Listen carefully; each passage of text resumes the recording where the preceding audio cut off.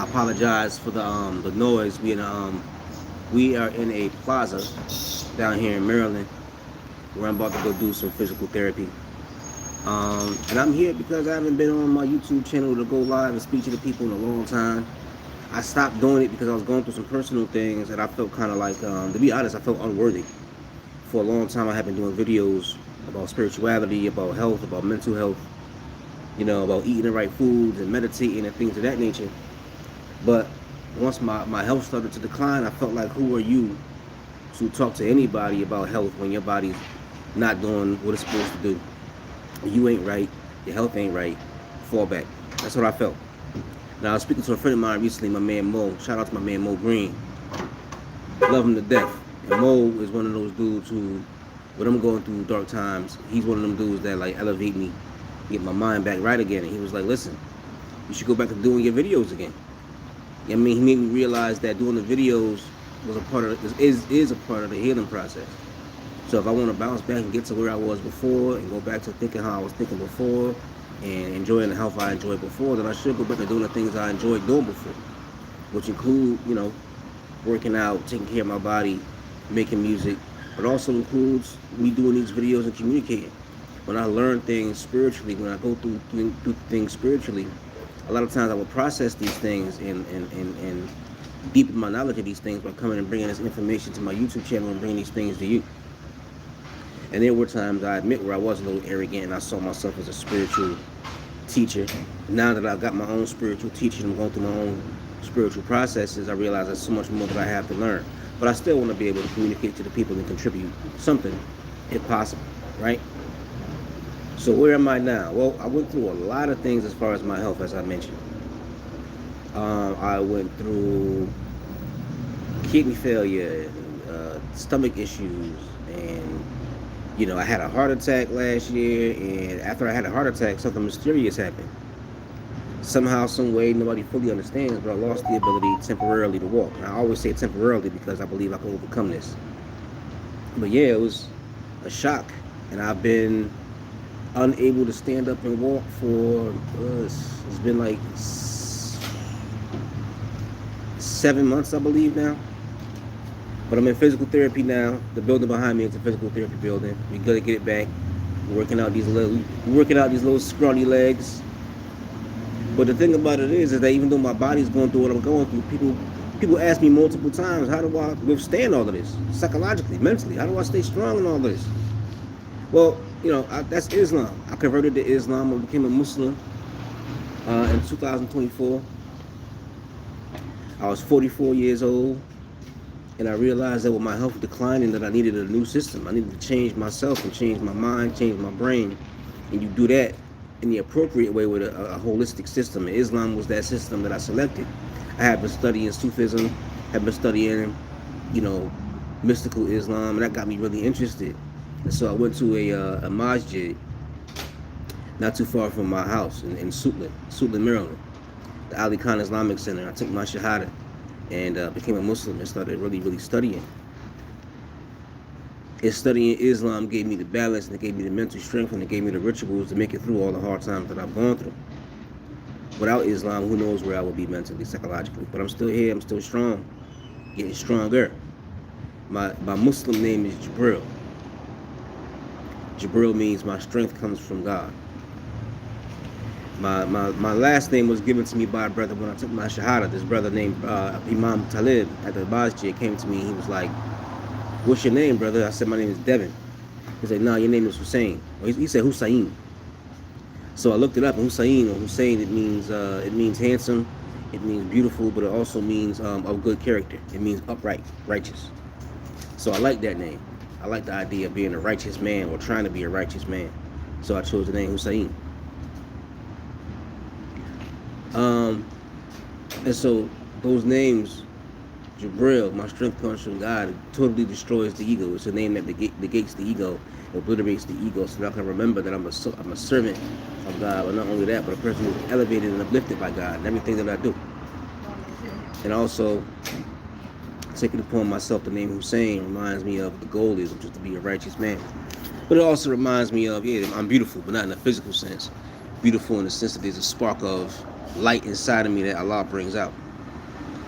and that beauty is seen when I'm in service to Allah, in service to the community. So after all the things I've been through over the last just few years, over the last few little years, I went through all those health issues, lost physical strength, unable to work. My whole life changed in a lot of ways, but I realized that if my life could change, if my life could change for the worse that quick, and I could ride the wave of that darkness and negativity for all these years, it's been like 5 years, 6 years. If that could happen, then I know the reverse could happen as well. Things could turn around and I could feel better about things, and feel better about life, and overcome these things. Everything that's been thrown at me, I've overcome.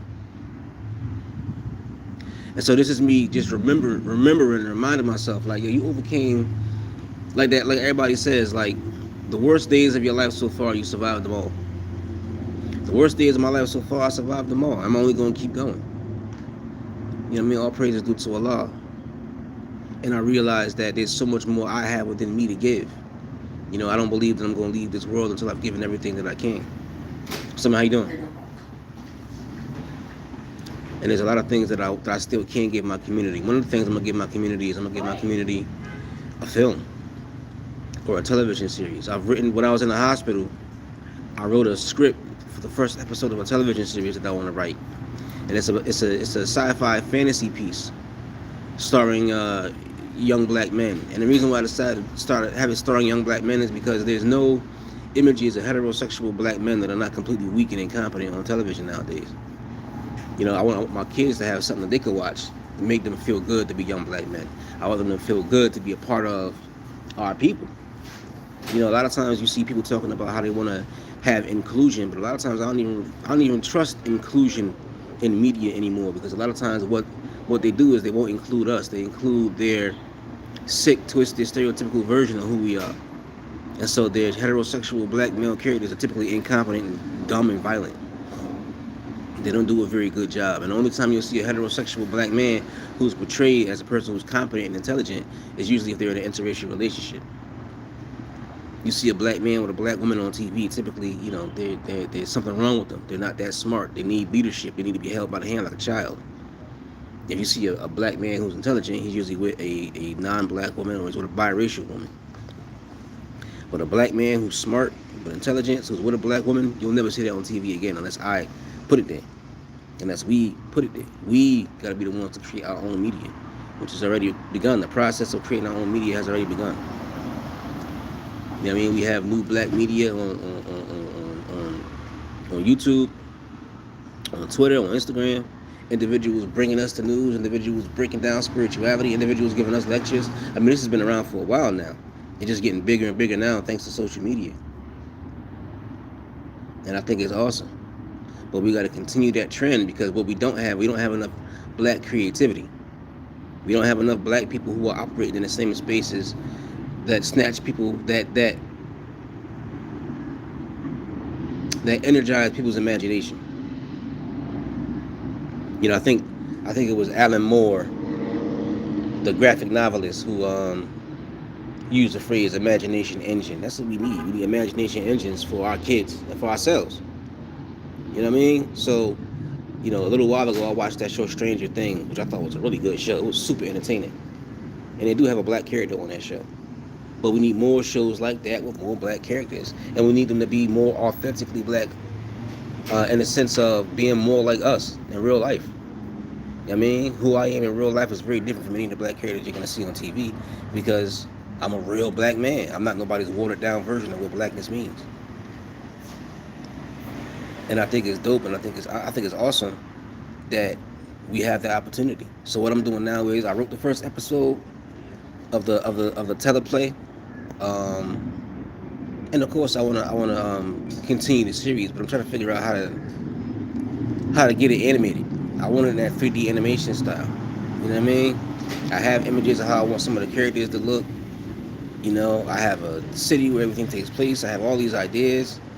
I'm really excited and proud of it, but it's just an issue of trying to figure out how to put it all together now. I've been learning how to write my entire life, but as far as how to actually make a movie is something I don't know. So I'm learning that process. And they got all this new AI technology out there to animate things, so I've been experimenting with some of that. It's not doing exactly what I wanted to do, but I think with some time I'll figure it out. And of course, I still want to write my book, The Islamic Orders of Hip Hop, talking about the impact of Islam, various sects of Islam on the hip hop culture. And I want to do the quantum physics of the sunnah. You know, writing my books and doing these other projects has been difficult because of the health issues I was going through. But the ideas are still there, the energy is still there. I'm still excited, bro. Nothing's gonna slow me down. Nothing's gonna slow me down, and hopefully anybody who sees this understands that you might not have gone through what I've gone through, but if I can survive what I've gone through, you can survive the shit you've gone through too. Just remember, man, look to your higher power. They tell alcoholics look to your higher power all the time. They never tell individuals who are having health issues or psychological issues to look to your higher power. I think that's a very important part of the process, is realizing that there is something over all of us, some force that animates everything in existence. And that force, that power, though we may not fully understand it, we might not fully comprehend it, but that force and that power can provide us with the strength and with the guidance so that we can achieve our dreams, so we can overcome any obstacle. So look to your higher power. Don't just save the spirituality and the higher power for the individuals who might be in recovery. You can utilize the same tactics, same techniques yourself for your recovery. Your physical health recovery, your psychological health recovery, not just alcoholism, not just recovering from drug usage, but just from recovering from the damage done to us by this dunya, by this wicked world. So remember that, man. Seek your higher power. Look to your higher power. And just like, people who are in recovery, they congregate. You might go to AA, you might go to NA. Do the same thing with your spirituality. If you have kidney issues, health issues, issues with your extremities, find groups, socialize. Find groups and socialize about your spirituality. Find groups and socialize about what you want to accomplish. And remember to live life. Even though you might be going through hardships, live your life, man. The things you love to do, continue to do them. And when I say things you love to do, I don't mean just, watching TV and hanging out. There's things you love to do. I used to be a cinephile when I was younger. I haven't really gone out to watch a movie in a while. A friend of mine, my man Rashad Fred, shout out to Rashad Fred, did a movie called Ricky. He's releasing it now. And at first I was worried I might not be able to see it, but why not? There's a movie theater not too far from here where the film's going to be released. It's in D.C. I'm going to go to D.C. and I'm going to watch that movie. And I'm going to support my bro. And then after that, I'm going to find other things that I could do to socialize and be amongst my people and have a good time and have fun. Because life ain't over. Just because I'm going through hard times don't mean this life is over. It ain't over, man. I refuse to let it be over because it ain't over. It ain't over till it's over. Remember to continue to be who you are. That means doing the things that you love to do. Don't let nothing stop you. Don't let nobody stop you. They can't stop you anyway. Because you got the power of the Lord within you. Allah is with you. The ruh of Allah is breathed into your body to help elevate you and animate you. The same spark of energy that animates the entire universe. That makes it so that things are not just inanimate matter. It makes it so that things around us have a knowing. They have a knowledge. They have a spirit. You ever look at a cell in a microscope? It has a knowing. It might not have a brain like we have a brain. It might not think in words like we do. It might not use terminology like we do. But there's a knowing there. You look at this cell, it's going within, it's traveling within your body within a certain region, and it knows what to do. It knows. There's a knowing there. There's a ruh there. And it's the same thing with you. There is a knowing within you, within every part of your being. Every cell, there's a ruh. There's a knowing. There's a spirit. Every atom in the universe has a ruh, a knowing, a spirit. It knows the rules. It follows these rules. It follows these dictates that are given to it by the Most High. And it knows without knowing it knows. It knows without having to know it knows. Same thing with you. You know what you need to do and who you are without knowing that you know. But that's a contemplation for later on. I'm about to head inside, do my physical therapy, get my stretch on, strengthen up my legs. And life is good, man. Life is good. It's always going to be good. For an individual who loves God, life is always going to be good. Because God is always with you. Good times, bad times, within the light, within the dark. In times of abundance, in times of scarcity, God is always there.